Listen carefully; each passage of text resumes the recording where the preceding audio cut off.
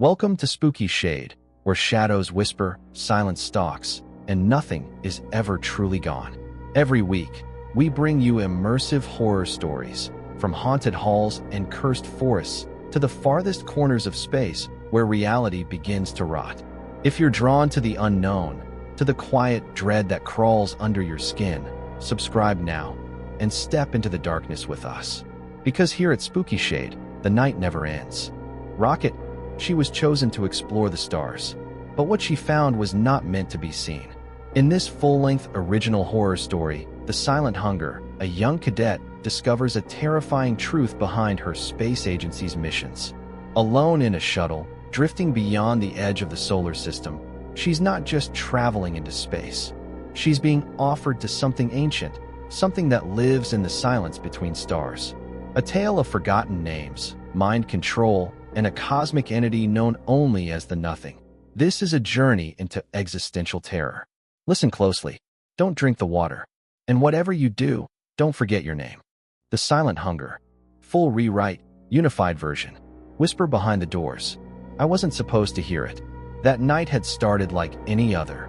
Dull fluorescent lights buzzing overhead, the muted hum of servers grinding in the background, and the faint scent of burnt coffee lingering in the hallways. I was filing paperwork in my tiny cubicle at the agency, a place so secretive that even saying its name out loud could get you blacklisted or worse. I had been tasked with delivering some data to the processing lab, mundane, unimportant hypotheses awaiting approval. No big deal. The lab sat beyond meeting room AB, a room I rarely saw anyone enter and even less often heard anything from. That was until tonight. As I passed, I caught a whisper leaking from the heavy double doors, something about compliance agents and mission preparation. At first, I froze, telling myself to move on, but curiosity pinned my feet to the floor. I edged closer. No one must find out. If this recording leaks, it jeopardizes everything, a woman hissed. Another voice, male, colder, rewind the last segment. I want to hear it again. The sound, it moved. A dull mechanical whine followed, then a silence so heavy it pressed against my ribs. I recognized that second voice. No, not just recognized, I knew it intimately. It was my sibling's voice. Something twisted inside me. I knew I shouldn't stay, shouldn't listen, but I had to know. In a moment of reckless panic, driven by an instinct I barely understood, I pulled the fire alarm. Klaxons blared. Doors burst open. In the chaos, I slipped into meeting room AB. On the table, a battered phone, cracked and forgotten in the confusion. Without thinking, I swiped it, tucking it deep into my pocket as the evacuation unfolded around me. I should have run then. I should have gone straight home and burned the damn thing. But I didn't. I needed to know what was on it. And some truths, no matter how horrifying, refused to stay buried. The meeting room. My house was a coffin of silence that night. I barricaded myself in my bedroom, my heart hammering so loudly I was sure my parents would hear it through the walls. They couldn't know. I couldn't risk dragging them into this. The phone was ancient, a relic compared to the sleek tech we used at the agency, but I managed to bypass its lock with an old trick I learned in my undergrad days.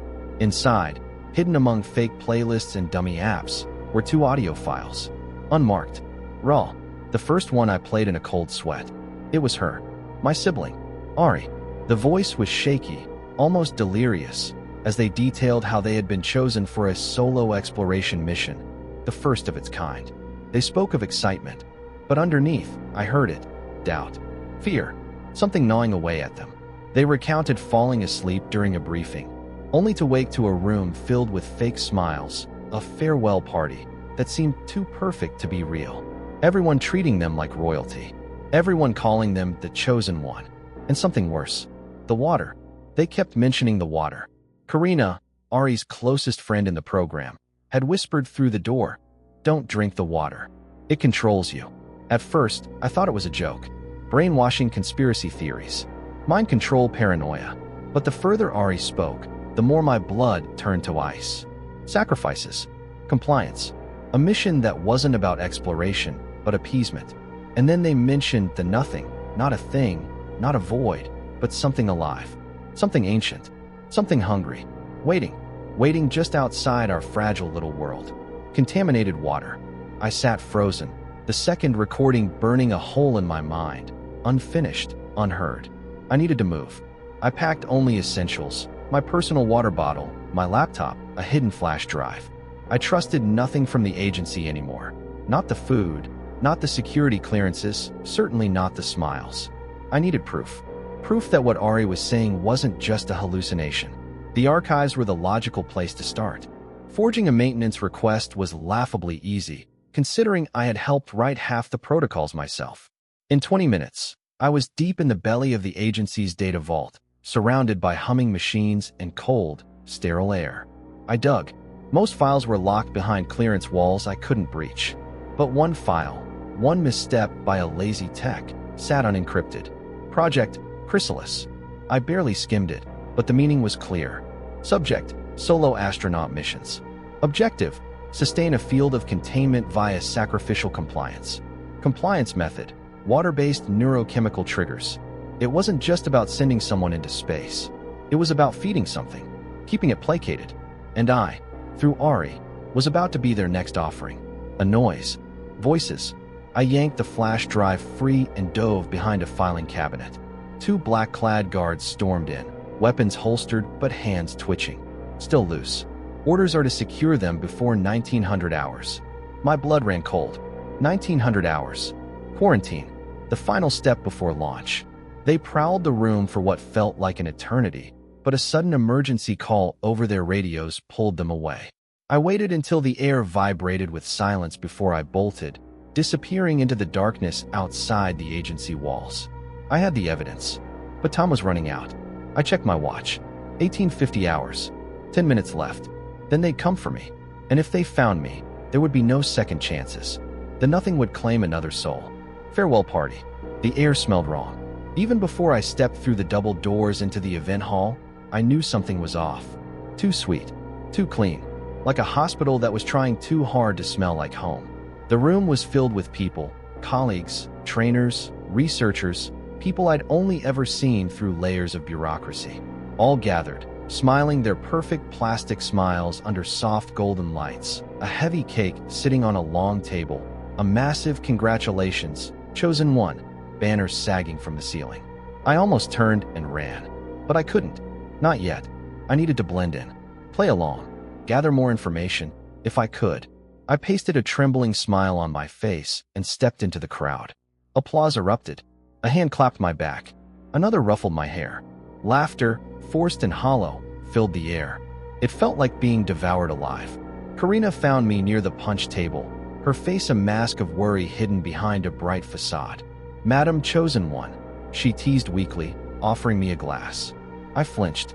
The water. I shook my head, forcing a laugh. Already had too much. I lied, patting my stomach. She blinked, just once, but in that moment, her eyes screamed relief. She knew. She remembered. I wasn't alone in this nightmare. The night dragged on, surreal and stifling. People lined up to shake my hand, to wish me luck, to hug me without invitation. I hated every second, feeling their touch cling to me like spiderwebs. More than once, I caught strange glimpses. A group of officials in dark suits whispering urgently in the corners. Guards by the exits, their hands hovering near their hips. Faces that didn't quite match the smiles they wore. This wasn't a celebration. It was a funeral, and I was the corpse. Near midnight, the party thinned. Only a few remained. Karina, my direct supervisor Bruce, and a handful of others I didn't recognize. Men and women whose names were never listed in any agency roster. Bruce approached, his face flushed from drink, or maybe from something darker. "Big day tomorrow," he said, gripping my shoulder with enough force to bruise. "We're all so proud of you." I nodded mutely. Proud was a strange word for someone about to be fed to a cosmic void. "You'll bring honor to us all," he added, his breath hot against my ear. "The nothing will be satisfied. The cycle will be delayed." I stiffened. He wasn't even hiding it anymore. Later, alone by the balcony, Karina found me again. Her hands shook as she pressed something into my palm. A tiny, crumpled note, written hastily, in pencil. "Don't drink anything. Stay awake. At 0200 hours, the maintenance hatch behind the observation deck opens for cleaning. Run." I closed my fist around the note just as Bruce called out behind us. Time to quarantine our precious cargo. The others clapped and cheered, drunken and monstrous in their celebration. Karina gave me a final, desperate look before turning away. And I smiled and walked toward my death. The quarantine room was worse than I imagined. Sterile white walls, a single bed, a water dispenser in the corner, humming lowly like a predatory beast. The glass ceiling above showed the endless night sky. The stars winked coldly down at me. I collapsed onto the cot, pulling the thin blanket over myself, pretending to sleep. But my mind raced. Tick, tick, tick. The seconds bled away, each one a scream trapped inside my chest. I didn't drink. I didn't move. I just stared at the stars. And somewhere out there, I knew it was waiting. The nothing. Hollow. Patient. Starving. And soon, it would come for me. Unless I could escape first. The chosen one. I didn't sleep. I couldn't. Even though my body ached and my mind screamed for rest, I lay rigid under the thin blanket, eyes fixed on the glass dome above me. Stars flickered in the blackness like dying embers. Beautiful, distant, indifferent. And yet, I felt watched. Not just from the observation cameras. They were obvious, blinking red in the corners, but from something else. Something older than light. Something that lived between the stars. Something that could see me and wanted me. 0200 hours. I moved silently, pressing my ear against the wall behind the observation deck. For a full minute, nothing happened. Then, with a faint clink, a square panel popped open at knee level. Karina's note was true. The hatch was real. I didn't think. I crawled in, dragging my pack behind me, heart hammering in my ears. The tunnel was narrow, chokingly dark, and filled with a strange metallic tang that clung to my tongue. Behind me, the water dispenser hummed softly in the silence, like it knew I was slipping away. The ventilation shaft twisted for what felt like hours. I kept crawling. The metal tore at my elbows and knees. Sweat blinded me. Fear guided me. Eventually, the shaft opened into a larger maintenance corridor, abandoned, dusty, silent. But not empty.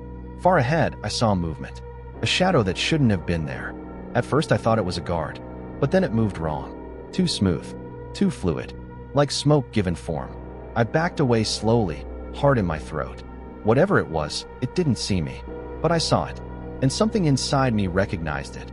Not from experience, but from instinct. An ancient, primal knowing.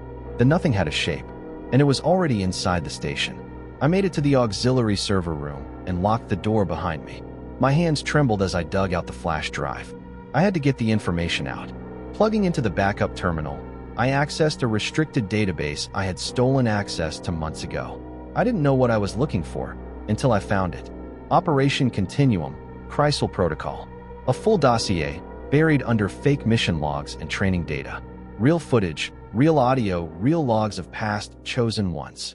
There were dozens of them. Men and women sent into space. Alone.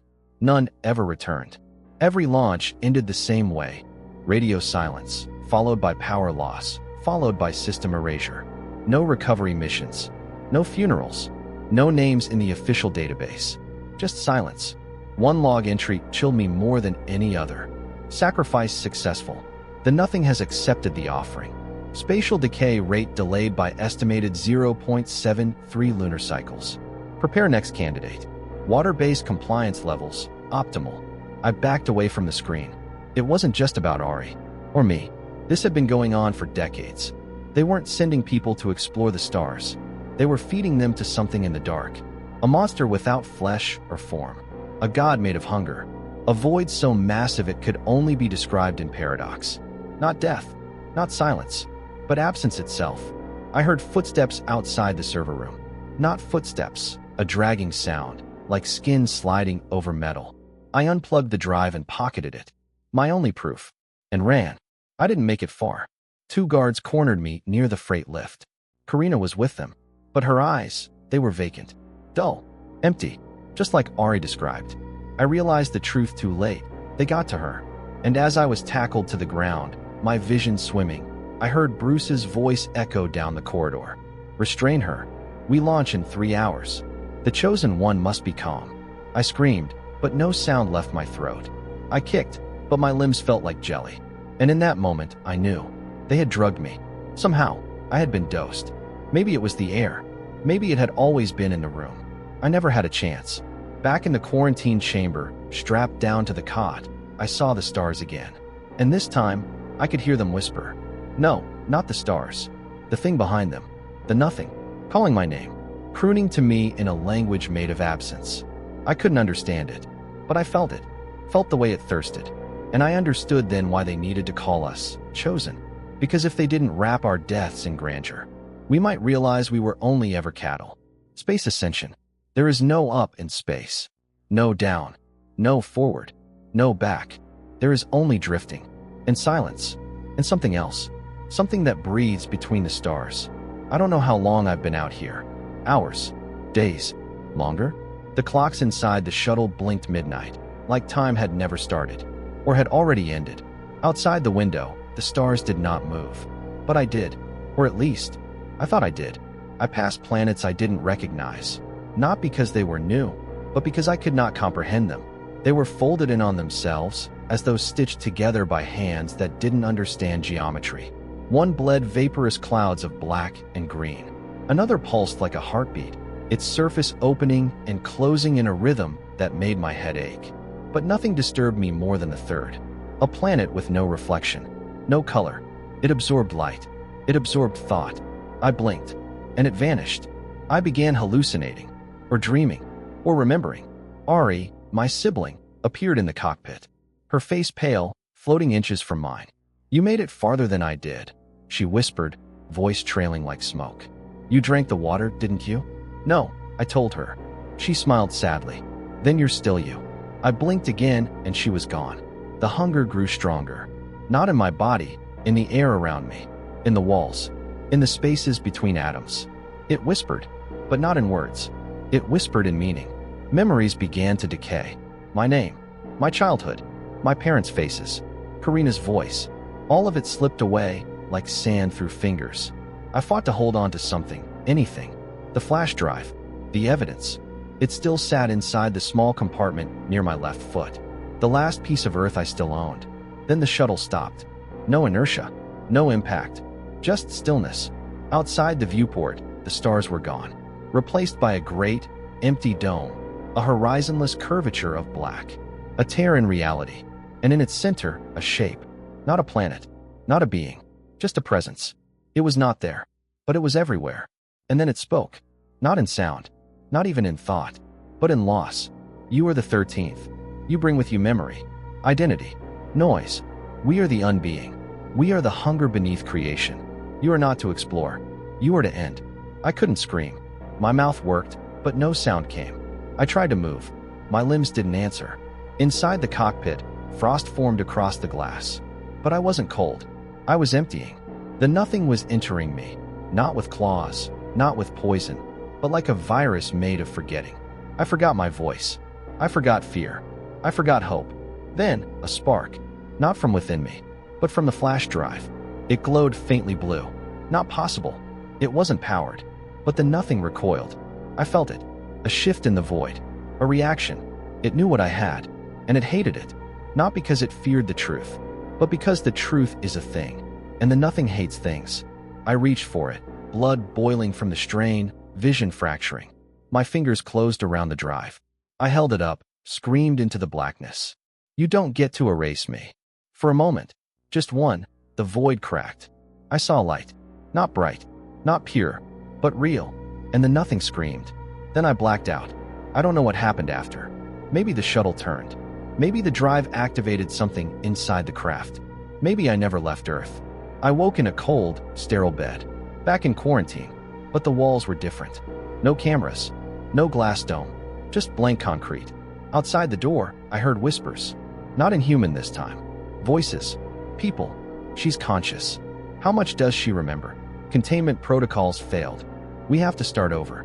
They think I don't remember. They think the water still works. They think I'm broken. But I'm not. I'm awake. I saw what's out there. And it's still hungry. Still waiting. And they're still feeding it. The hunger of the void. The walls were wrong. Not just the color. That institutional gray of government-issued secrecy. But the texture, the temperature, the way they moved when I wasn't looking. I sat still on the cot, eyes fixed on the door, hands folded in my lap like a good little cadet. just as they wanted. But inside, I was unraveling. I wasn't sure I was back on Earth. The gravity felt close enough, but slightly off. Too heavy in the chest, too light behind the eyes. Like someone had built a replica of Earth using vague memories and bad guesses. The whispers outside had stopped an hour ago. Now, there was just the sound of breathing. Not mine. Someone, or something, just beyond the wall. No footsteps. No movement. Just breath. Wet. Slow. Watching. I stood and approached the wall. Pressed my palm to the cold surface. It pulsed. Just once. Like a heart. Or a warning. I stepped back. They brought food eventually. A woman in a medical uniform. Face partially obscured by a surgical mask. Eyes glassy and distant. She placed the tray on the floor. Didn't speak. On the tray, a bowl of oatmeal. A sealed cup of water. A protein bar. Unbranded, gray wrapper. I didn't touch any of it. Not yet. Instead, I asked quietly, "Where am I?" She blinked. Said nothing.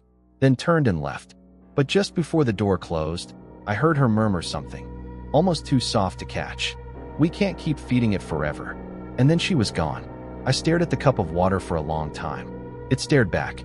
Still. Perfect. Too clear. I thought of Karina. Of Ari.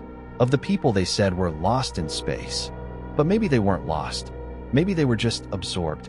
I dreamed that night. Not natural dreams. No colors. No sounds. Just visions of the hunger. Vast black landscapes of writhing, empty forms. Towers built of bone and regret. Skies that screamed without sound. In the center of it all, a pit. Endless. Swallowing thought. Swallowing identity. At the edge stood Bruce. Smiling. His skin peeled away in layers, revealing nothing underneath. "She's almost ready," he said.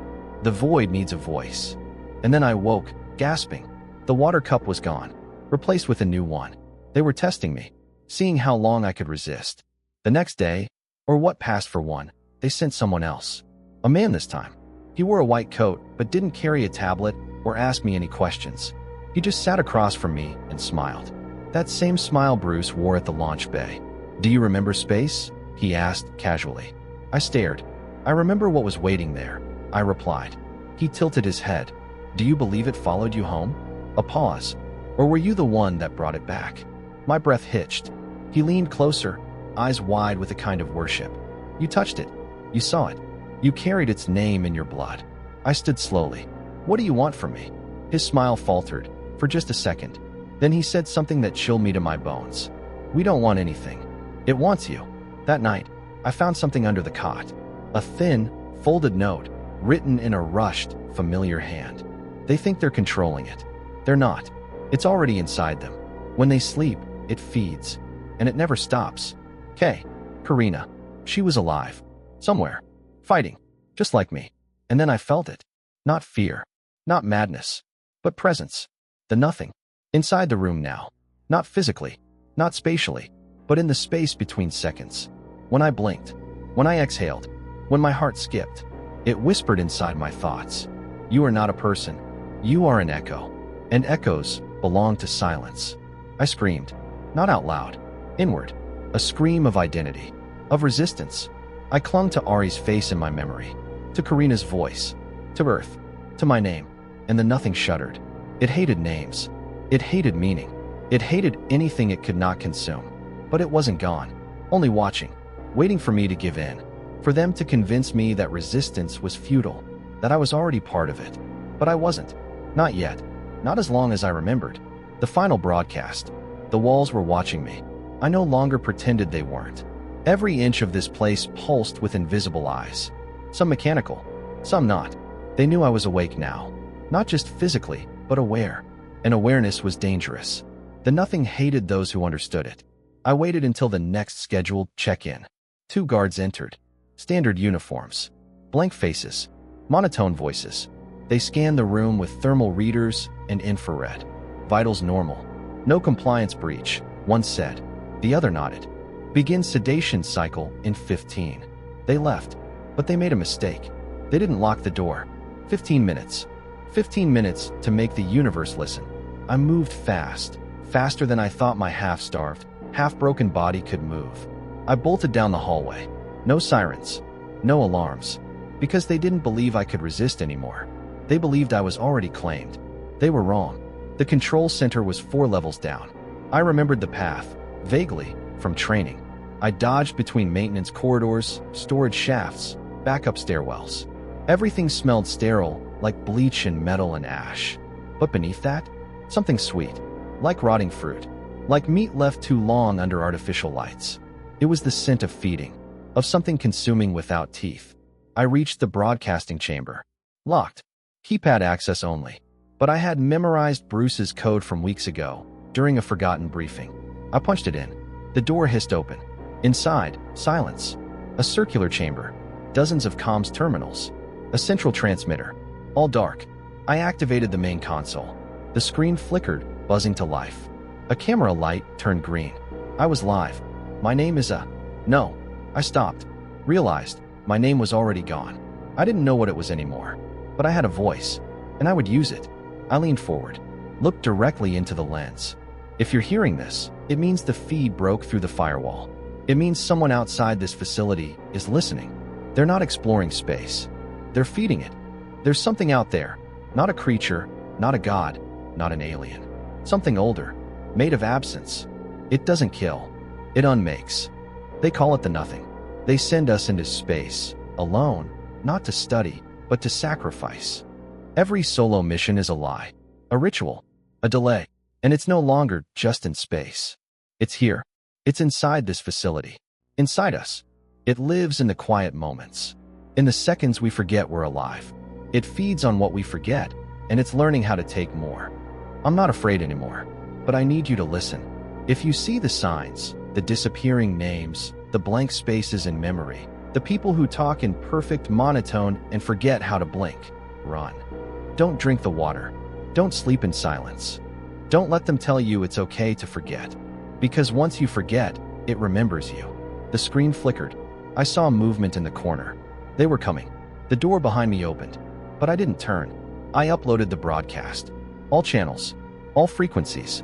Even if it only reached one person, it would be enough. I turned as the guards entered. But they weren't guards anymore. Their faces had melted. Or maybe had never been faces at all. Just impressions. Suggestions. And behind them, seeping through the doorway, came the shadow. It. The nothing. I clutched the flash drive in one hand, the console in the other. I smiled. You'll never erase all of me. And I pressed send. Then darkness. When I woke, I was somewhere else. No more walls. No more lights. Only endless stars. Only black.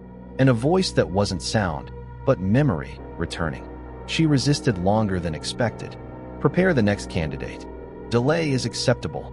But somewhere, far beyond the void, I knew. The message got through. And the nothing? It was no longer a secret.